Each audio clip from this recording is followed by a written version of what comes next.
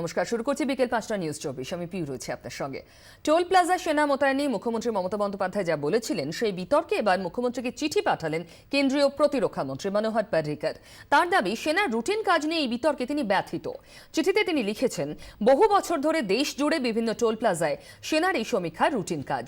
রাজ্যের সঙ্গে কথা বলেই এই সমীক্ষা হয়ে থাকে। কিছুটা কটাক্ষের সুরে প্রতিরক্ষা মন্ত্রীর বক্তব্য, সংবাদ মাধ্যমে অভিযোগ না করে রাজ্য প্রশাসনের সঙ্গে কথা বললেই সেনার সমীক্ষা সম্পর্কে সঠিক তথ্য পেয়ে যেতেন মমতা বন্দ্যোপাধ্যায়। এই ধরনের অভিযোগ সেনার মনোবলে প্রভাব ফেলতে পারে বলেও সতর্ক করেছেন পারিকার। কেন্দ্রীয় প্রতিরক্ষা মন্ত্রী আরও বলেছেন, রাজনীতিকরা একে অপরের বিরুদ্ধে যে কোনো অভিযোগ তুলতেই পারেন, কিন্তু দেশের সামরিক বাহিনী সম্পর্কে মন্তব্য করার আগে ভাবনা চিন্তা করা ভীষণ জরুরি। They want some modification, changes in future, they can raise it. We have no problem to it. But calling it as a coup or alleging that they were collecting bribes, money, toll, was not the right way to handle it. Sir, do you think চিঠি পেয়ে তার উত্তরও দিয়েছেন মমতা বন্দ্যোপাধ্যায়। তিনি বলেছেন, তিনি সেনার বিরুদ্ধে কোনো মন্তব্য করেননি। সেনাকে ব্যবহার করা হচ্ছে রাজনৈতিক উদ্দেশ্যে, যা আগে কখনো তিনি দেখেননি। এ নিয়ে আরো জানবো সবিস্তারে। আমাদের প্রতিনিধির সঙ্গে কথা বলে সুতাপা সেন আমার সঙ্গে রয়েছে। ঠিক কি মর্মে চিঠি দিলেন মুখ্যমন্ত্রী সুতাপা? দেখো পিউ, দুপাতার যে চিঠিটি মুখ্যমন্ত্রী দিয়েছেন যথেষ্ট কড়া চিঠি। এর আগেও যেভাবে দেখেছিলাম যে তিনি অত্যন্ত কড়াভাবে মন্তব্য করেছিলেন সেনাবাহিনীকে পাঠানোর বিষয়টি, আজকের চিঠিতে একেবারে শুরু থেকে তিনি যথেষ্ট কড়া, এবং সেখানে তিনি পরিষ্কারই বলছেন যে রাজনৈতিক উদ্দেশ্য চরিতার্থ করার জন্যই এভাবে আর্মিকে ব্যবহার করা হয়েছে, এবং আর্মির বিরুদ্ধে বা সেনাবাহিনীর বিরুদ্ধে তিনি কোনো মন্তব্য করেননি। এটা পরিষ্কারভাবে জানিয়ে তিনি আরো একবার চিঠিতে লিখেছেন যে সেনাবাহিনীর প্রতি যথেষ্ট সম্মান তার রয়েছে, এবং কিন্তু যেভাবে সেনাবাহিনীকে ব্যবহার করা হয়েছে সেই বিষয়টা আরো একবার তিনি চিঠিতে উল্লেখ করেছেন, এবং সেখানেই তিনি তার আপত্তির কথা জানিয়েছেন।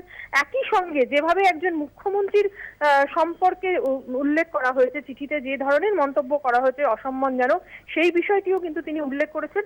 এবং সর্বোপরি যে বিষয়টা বারবার মুখেও তিনি বলেছেন, সেটাই কিন্তু চিঠিতে আজকে পরিষ্কারভাবে জানিয়ে দিলেন মুখ্যমন্ত্রী, যে এভাবে সেনাবাহিনীকে ব্যবহার করা এবং রাজ্যকে না জানিয়ে যেভাবে গোটা ঘটনাটা হয়েছে সেটা কোনো অবস্থাতেই কাম্য নয়, এবং এই ধরনের ঘটনা আগামী দিনে যে ঘটবে না এমনটাই তিনি আশা করছেন। এবং সামগ্রিকভাবে যে জায়গায় তিনি ছিলেন, অর্থাৎ যখনই আমরা দেখেছিলাম যে তিনি সেনাবাহিনীকে পাঠানোর বিষয়টা নিয়ে যখন প্রোটেস্ট করেছিলেন, নবান্নে সারা রাত জেগে তিনি প্রোটেস্ট করেছিলেন, সেই জায়গা থেকে যে একচুলও তিনি নড়েননি, বরঞ্চ আরো কড়াভাবে আজকে যে চিঠিটি দেওয়া হয়েছে তাকে, এবং সেই চিঠি তার কাছে পৌঁছানোর আগে প্রেসের কাছে বা সংবাদ মাধ্যমের কাছে পৌঁছে যাওয়া, এটা নিয়েও কিন্তু তিনি মন্তব্য করেছেন এবং আপত্তি জানিয়েছেন। এই গোটা বিষয়টি কিন্তু চিঠিতে যথেষ্ট কড়াভাবে উল্লেখ করা হয়েছে। সুতপা, ধন্যবাদ।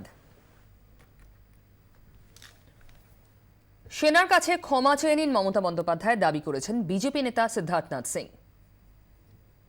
Mamata Banerjee created a conspiracy out of a normal service which the army conducts, and therefore that pain has been expressed by Manohar Parrikar ji, and for which Mamata Banerjee must apologize to the Indian Armed Forces, and their TMC leaders should stop defending Mamata Banerjee, because by defending Mamata Banerjee the TMC is further accusing the Indian army, and which is unacceptable to the people of this country.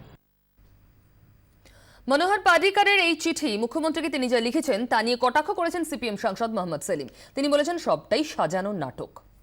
The less I talk about this Modi bhai Didi bhai kind of thing, both the BJP and the Trinamool Congress are doing a kind of politics where it's a WWF, no fight but showing the people, and that's why this Mamata Banerjee herself is a 12th man of the Modi Amit Shah company and team. That's the very beginning I'm saying. But to occupy the media, space and hog the headline, Mamata is habituated to doing this, and BJP is utilizing it. But and this is what is for the public consumption.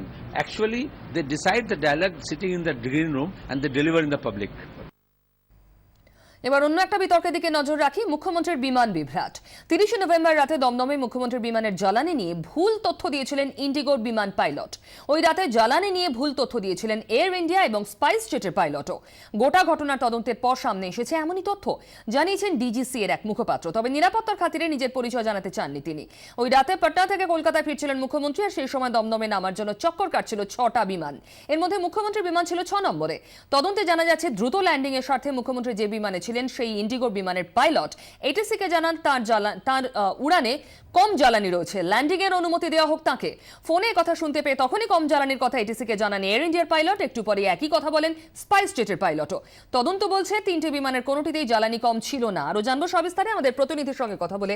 Hrithik মণ্ডল এই মুহূর্তে আমার সঙ্গে রয়েছে। ঋত্বিক, তদন্তে উঠে এলো পাইলটরা মিথ্যে বলছেন, পরপর 3টে বিমানের পাইলট এক কথা কি করে বললেন? দেখো, এটা একটা তারা কার্যত এটা একটা তারা চালাকি করতে চেয়েছিল। তদন্তে প্রথমেই তাদের গাফিলতি ধরা পড়েছিল, যে কারণে কিন্তু ইতিমধ্যেই ওই 3 বিমানের 6 বিমান চালক অর্থাৎ ক্যাপ্টেন এবং কো পাইলটকে সাসপেন্ড করে দিয়েছিল ডিজিসিএ। তারা যে কারণে তারা এই বক্তব্যটা এটিসি কে জানিয়েছিল বিভ্রান্তিমূলক, সেটা কারণ ছিল যে সেই সময় কলকাতার আকাশে 6টি বিমান অপেক্ষারত ছিল। অবতরণের জন্য বেশ অনেকটা দেরিও হচ্ছিল। সেই কারণে ওই বিমানগুলি যাতে কোনো রকমের ডাইভার্সন এড়ানো যায়, অর্থাৎ কাছের ভুবনেশ্বর বিমানবন্দরে যাতে সেগুলোকে ডাইভার্ট না করে দেওয়া হয় এক্সটেন্ডেড এই সমস্ত বিমানগুলোকে, সেইটা এড়াতেই কিন্তু এই আগাম কার্যত বলতে পারো যে একটা তারা চালাকি করেছিল। এবং সেই চালাকিটা কিন্তু পরে ডিজিসি এর তদন্তে ধরা পড়ে গিয়েছে। ডিজিসি স্পষ্ট জানিয়ে দিয়েছে 3 বিমান পরীক্ষা করে দেখা গিয়েছে 3টি বিমানেই কিন্তু পর্যাপ্ত পরিমাণে জেট ফিউয়েল ছিল। ফলে জ্বালানি কম থাকার যে বিষয়টি বিমান চালকরা আইটিসি কে জানিয়েছিল সেটা অ্যাবসলিউটলি মিথ্যে এবং সেই সঙ্গে বিভ্রান্তিমূলক। ঋত্বিক, ধন্যবাদ।